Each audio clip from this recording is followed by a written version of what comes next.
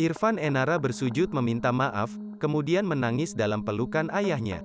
Kejaksaan Negeri Rokan Hilir telah melakukan penghentian penuntutan berdasarkan keadilan restoratif terhadap Irfan, Senin, tanggal 31 Januari tahun 2022.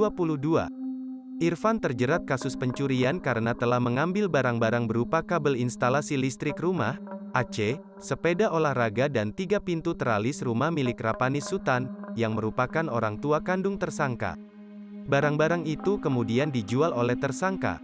Irfan melakukan perbuatan tersebut karena tidak mempunyai uang untuk membeli susu anaknya. Kepala Kejaksaan Negeri Rokan Hilir menerbitkan surat ketetapan penghentian penuntutan SKP 2 berdasarkan keadilan restoratif sebagai perwujudan kepastian hukum. Kemudian Kepala Kejaksaan Negeri Rokan Hilir mengeluarkan tersangka dari Lapas Kelas 2A Bagan Siapi-Api.